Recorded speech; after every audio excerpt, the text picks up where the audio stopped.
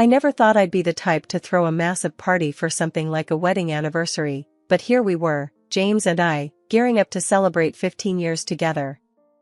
Our story wasn't one for the fairy tales, but it was ours, filled with ups and downs, laughter, and the occasional shouting match over who forgot to take out the trash. Our anniversary was shaping up to be a bash like no other. We decided on a theme that was a bit out there, think vibrant, loud, and in your face, just like the love we had for each other. I found myself in a pink wedding dress that screamed more bubblegum pop star than blushing bride, while James was practically glowing in a suit so red, you'd think he'd stolen it from a flamenco dancer. "Look at us, Ella," James chuckled as he twirled me around in our living room. "We're a walking Valentine's Day card." I couldn't help but laugh. "Yeah, well, you love it.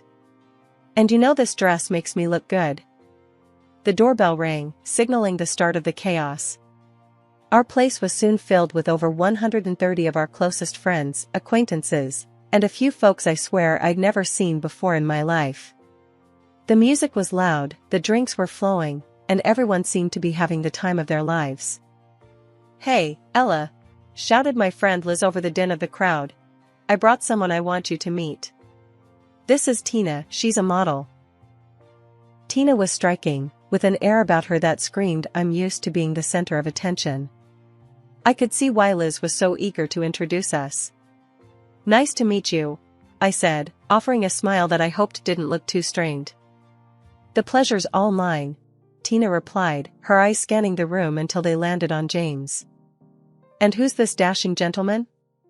Before I could answer, James slid up beside me, his arm wrapping around my waist. "I'm the lucky guy who gets to call Ella my wife." "And you are?" "Tina," she said, her smile a little too friendly for my liking. I noticed the way James's gaze lingered on her a bit too long, but I brushed it off. Jealousy wasn't a good look on me, and besides, James was just being polite, right? As the night went on, I found myself watching them from across the room. They were laughing about something, and I felt a twinge of something ugly in my gut. Shaking my head, I turned back to the group I was chatting with, determined not to let it bother me. As the night wound down, James pulled me aside, his eyes sparkling with a mix of excitement and something I couldn't quite place. "Babe, I've been thinking, what if we got ourselves something special for the anniversary? Something big, something like a new car." I raised an eyebrow. "A new car?" "James, you know we've got to be sensible with our spending." He was quick to reassure me. I know, but think about it. It's not just any car. It's a statement, a way to mark our 15 years. Plus, with your photography gigs and my job, we can handle it. What do you say?" After a bit of back and forth, his enthusiasm was infectious, and I found myself nodding in agreement. "Okay, let's do it. But you owe me big time for this," I said, half joking. The weeks after our anniversary bash flew by in a blur of work and routine, but something was off. James's late nights at the office started stacking up like unpaid bills. "Working late again?" I'd ask over the phone, trying not to let the skepticism seep into my voice. "Yeah, babe, you know how it is. End of quarter crunch," he'd respond, his voice a mix of fatigue and something else I couldn't quite pin down. I wanted to believe him, really, I did. But doubt is like a small leak in a dam, ignore it, and before you know it, you're underwater. One evening, as I was putting away laundry, I found a receipt in the pocket of James's jacket. It was for a pair of earrings, the kind that you don't buy on a whim unless you're feeling particularly generous or guilty. My heart sank, but I shoved the receipt into my pocket, deciding to confront James about it later. When he finally came home, the clock had already given up on waiting and settled into the early hours of the morning. I was sitting at the kitchen table, the receipt lying between us like a challenge. "Care to explain this?" I asked, my voice steady, but my hands betraying me with their tremble. James looked at the receipt, then at me, his expression a mix of confusion and alarm. "Oh, that. It's a surprise for you." "Yeah, a surprise," he stammered, his usual smooth talk failing him. "A surprise?" I echoed, the word tasting bitter. And you thought the best way to surprise me was to leave the receipt where I'd find it? He ran a hand through his hair, a sign I'd come to recognize as him gearing up to smooth things over. Babe, I wanted to get you something special, you know? To make up for all the late nights. I was gonna surprise you this weekend. I wanted to melt, to let his words wash over me and erase the doubt. But the nagging voice in my head wasn't having it. James, you think a pair of earrings can make up for the fact that you're practically a ghost around here? What's really going on? James sighed, the weight of the conversation pulling him down into the chair opposite me. Ella, I swear, there's nothing going on. Work's just been a nightmare, and I thought a nice gift would show you how much I appreciate you sticking by me. I studied him, searching his face for the truth. Part of me screamed to dive into the fight, to push until the dam broke, but another part, the part that remembered all the years of love and laughter, urged caution. Okay, James. I'll let it go. But just know, I'm not blind. If there's something you're not telling me, it's gonna come out sooner or later. James reached across the table, taking my hands in his. There's nothing, Ella. I promise. Just work being a pain in the ass. And you're right, I could have thought the surprise through a bit better. The next day, I found myself watching James, looking for signs that I'd either been right to worry or foolish to doubt. He was his usual self, affectionate and slightly annoying in the way that had first drawn me to him. But every time his phone buzzed or he laughed a little too loudly at a text, I felt that twinge of doubt again. Who's that keeping you so entertained? I asked during dinner, trying to keep my tone light and teasing. Just some guy from work. You know, office banter, James replied, his smile not quite reaching his eyes. Must be some banter, I muttered, pushing my food around my plate. James put his phone down, his face serious. Ella, look at me. I love you. You're the only one. These late nights, the stress, it's all for us. For our future. Can you just trust me on this? I looked into his eyes, searching for the reassurance I so desperately needed. I'm trying, James. I really am. But it's hard when it feels like you're miles away even when you're right here. Coming home to an empty house wasn't new, James's late returns had set a precedent. But this silence was different, oppressive, echoing off the walls with a cold finality that sent a chill down my spine. The usual clutter of James's daily life was gone. His shoes weren't tossed haphazardly by the door, his coat wasn't draped over the chair, and the faint scent of his cologne had vanished into thin air. Panic set in, a gnawing, relentless beast that clawed at my chest. I called his phone, each ring slicing a bit deeper into my hope.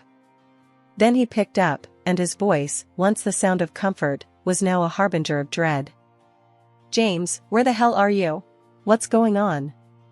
I demanded, my voice a mix of fear and anger. Ella, he began, his tone casual, almost nonchalant. I'm glad you called. Saves me the trouble of explaining later. Explaining what? My heart raced, each beat a loud drum against my ribcage. I'm leaving, Ella.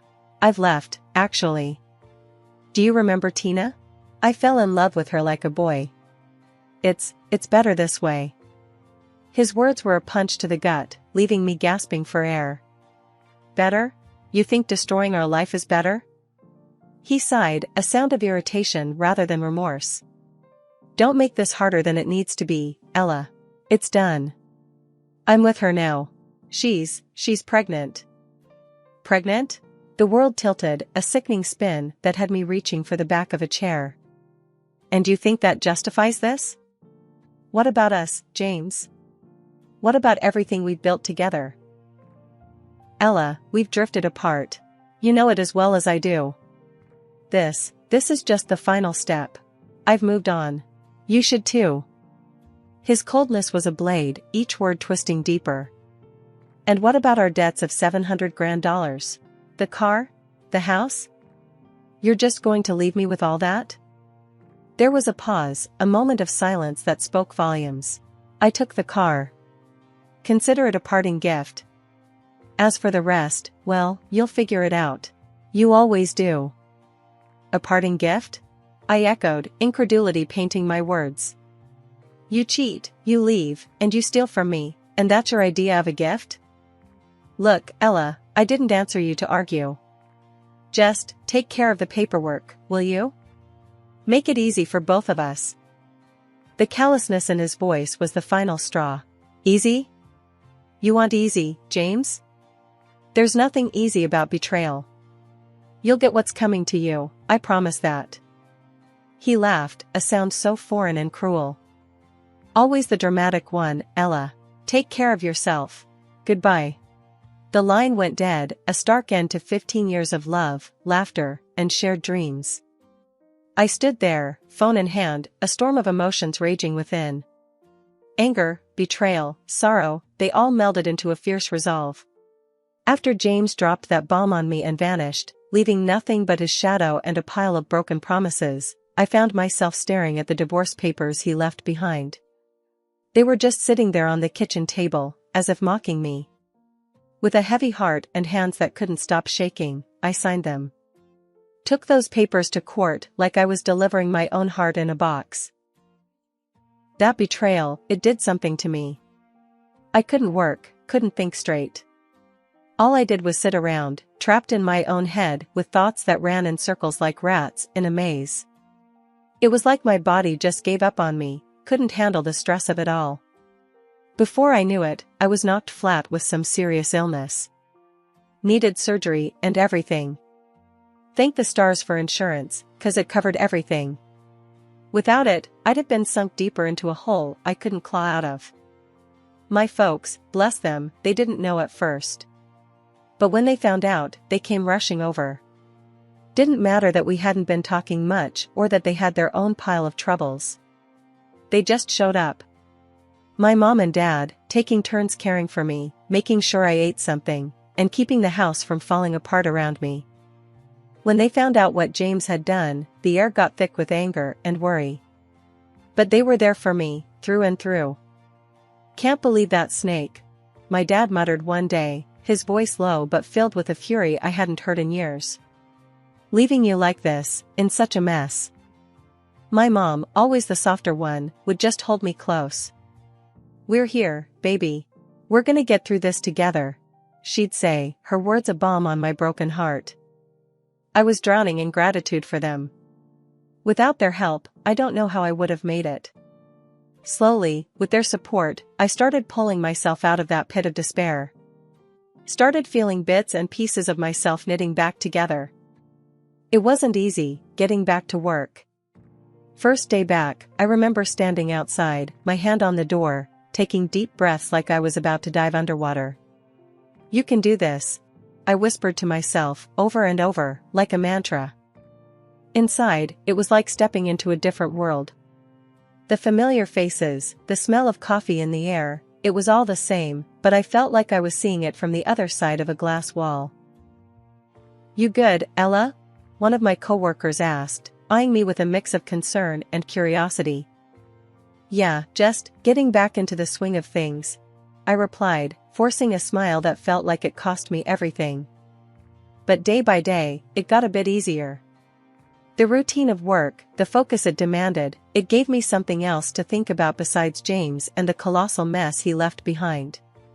My parents, they were my rock, my safe harbor in the storm. They saved me, in more ways than one. Just when I thought things couldn't get any crazier, Liz, yeah, the same one who unknowingly threw my life into a tailspin by bringing Tina around, gave me a buzz one lazy afternoon. Ella, you won't believe what I just found out, Liz blurted out, barely letting me get a hello in. I braced myself, not sure I was in the mood for more surprises. What's up, Liz? What did you find out now? That model, Tina? She was already pregnant when she met James at our party. James got played, big time. Liz's voice was a mix of shock and, oddly, a hint of satisfaction. I paused, letting the news sink in. A part of me, the part that was still nursing a broken heart and a bruised ego, couldn't help but feel a twinge of satisfaction. So, he left me for a lie? Can't say I'm sad to hear that. Right? But listen, Ella, this is your chance. You need to fight back, get what's yours. Have you thought about talking to a lawyer? Liz's tone turned serious, all business now. I hadn't, not really. The thought of diving into legal battles on top of everything else felt overwhelming. But Liz had a point. I guess it's worth a shot. I'll look into it, thanks, Liz. Finding a lawyer felt like stepping into another world. But I lucked out, finding one who didn't just see me as another case number. So, you're telling me the car, the one James took off in, it's in your name? The lawyer asked, his eyebrows raised in what I read as a good sign. Yeah, everything's in my name. The house, the car. I never thought he'd just bail on me like this, I explained, the reality of my situation settling in. The lawyer nodded, scribbling some notes. Good. That makes things a lot simpler. You have every right to that car, and the house. We can definitely work with this. But it wasn't enough to know I'd won. As I sat there, the reality of my situation sinking in, a plan began to take shape. James thought he could upend my life and ride off into the sunset with his mistress and my car. I don't think so. The day I walked into the police station, my heart was racing, but my resolve was ironclad. I never thought I'd file a report against James, but here I was, reporting the car he stole, the car that legally belonged to me. It felt surreal, like a scene from a movie I never wanted to star in. Yet, there was a sense of righteousness in taking this step, a declaration that I wasn't going to be a victim of his selfishness any longer. Weeks passed in a blur after that. I found solace in my work and the support of my friends and family, slowly rebuilding the life James had tried to tear down. Then, out of the blue, my phone rang. Seeing James's name flash on the screen sent a jolt of surprise through me. Ella, please, you have to help me. James's voice was frantic, a stark contrast to the cool detachment he'd shown during our last conversation. Help you? I echoed, my voice cold. Why on earth would I do that? I've been arrested, Ella. For stealing the car. Your car. They're saying it's Grand Theft Auto. You have to withdraw your claim. Please, I'm begging you. He pleaded, desperation seeping through every word. The news hit me with a mix of shock and, I'll admit, a tinge of satisfaction. You want me to bail you out? After everything you've done? I asked, incredulous. Ella, I'm sorry. I know I messed up, but this is serious. I could go to jail, he said, his voice breaking. That's the point, James. Actions have consequences. You chose to leave, to steal from me, and now you face the music, I replied, my decision firm. There was a pause, and I could almost hear him scrambling for words. Ella, please. I didn't think it would come to this. That's always been your problem, James. You never think things through, I said, the months of frustration and heartache boiling down to this moment of clarity. Before I hung up, there was one more thing I needed him to know. Oh, and James? Your precious Tina was already pregnant at our anniversary. Not with your child, but nice try. You played yourself. Silence. The kind that screams louder than words ever could. I knew I had him. The realization, the truth of his situation and the lies he'd been living, finally hitting home. James tried to speak, to respond, but nothing came out. I didn't need to hear his excuses or his apologies anymore. I had said my piece. The courtroom was chilly, a stark contrast to the heat of the emotions bubbling inside me. I sat there, back straight, heart pounding, as the judge flipped through the documents laid out before him. James sat across the room, his lawyer whispering in his ear, but the cocky assurance he once carried like a cloak had vanished. Now, he looked smaller somehow, diminished. Mrs. Carter, you brought forth charges of theft against Mr. James Carter, alleging he unlawfully took possession of a vehicle registered in your name, is that correct? The judge asked, his voice carrying through the silent courtroom. Yes, Your Honor. That's correct, I replied, my voice steady, despite the tremor I felt inside. James's lawyer stood up, a sleek man with a too-sharp suit and a too-smooth voice. Your Honor, Mr. Carter maintains that this was a misunderstanding. The vehicle in question was a family asset, and he believed he had every right to its use. The judge nodded, seemingly unimpressed. Mr. Carter, do you have any documents to prove your claim to the vehicle? James shifted uncomfortably in his seat. No, Your Honor. But nothing. I cut in before I could stop myself. The car was mine. Registered in my name, paid for with my money. He took it without my consent. That's theft. The room went quiet. The judge looked at me, then at James, his gaze lingering. It seems clear to me that Mrs. Carter has provided sufficient evidence to support her claim. Mr. Carter, your actions constitute theft. You unlawfully took something that didn't belong to you. James's lawyer tried to interject, but the judge raised his hand, silencing him. I'm ruling in favor of Mrs. Carter. Mr. Carter, you are to return the vehicle immediately to Ms. Foster and compensate for any damages incurred during this period. Furthermore, you will pay a fine for the unlawful possession of the vehicle. James looked like he'd been slapped. He turned to me, his eyes pleading. Ella, please. I shook my head, cutting him off. Justice, James. That's all I wanted. You can't just take what you want without consequences. The judge banged his gavel, marking the end of the proceedings. Court is adjourned. As I walked out of the courtroom, a weight lifted off my shoulders. It wasn't just about the car or the money. It was about standing up for myself, about showing James, and maybe even myself, that I wasn't someone who could be walked over. I had fought for my rights, and I had won. I turned my phone on, messages and calls flooding in. Friends, family, even co-workers who'd heard about the trial were reaching out, their words a mix of congratulations and relief. I smiled, typing out replies, feeling a sense of community and support I hadn't realized was there. Justice served, huh? Liz's text popped up, a smiley face at the end. Yeah, justice served. I replied, a smile spreading across my face. After everything settled down from the trial, my life took a turn I never expected. It was like I finally woke up from a long, bad dream and decided I wasn't going to spend one more minute stuck in the past.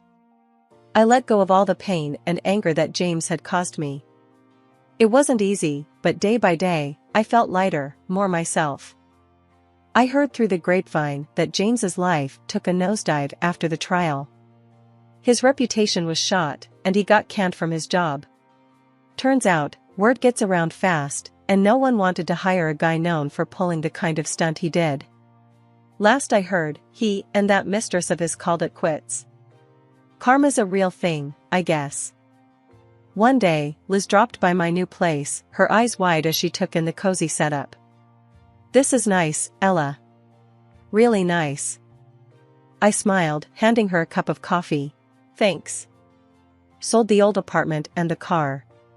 Paid off every last cent of that loan. It's like I'm starting fresh, you know? Liz nodded, sipping her coffee.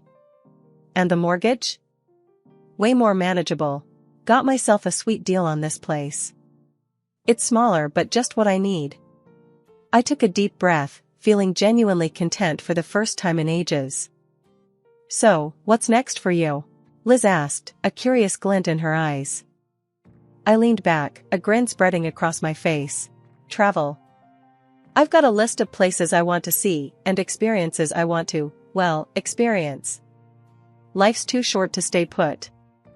Liz laughed, clinking her cup against mine. That's the spirit.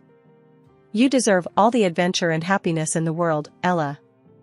And I did travel. I saw beaches with sand so white it hurt your eyes, cities buzzing with life and lights, mountains that touched the sky, and forests so quiet you could hear your own heartbeat. Each place I visited, I left a piece of the old me behind and found a bit of the new me waiting. During my travels, I'd often chat with fellow travelers, sharing stories and laughs. One evening, sitting around a fire on a beach somewhere I never thought I'd find myself, a guy with a kind smile and eyes full of stories asked me, what's the biggest thing you've learned from all your travels? I thought about it, the fire crackling, the waves whispering secrets to the shore. I learned that no matter how hard things get, there's always a way out, a path to something better. You just gotta be brave enough to take the first step. He nodded. Sounds like you've been through a lot. I smiled, the stars reflecting in my eyes. Yeah, but look at me now. Traveling the world, living my best life. Turns out, the toughest times really do lead to the best beginnings.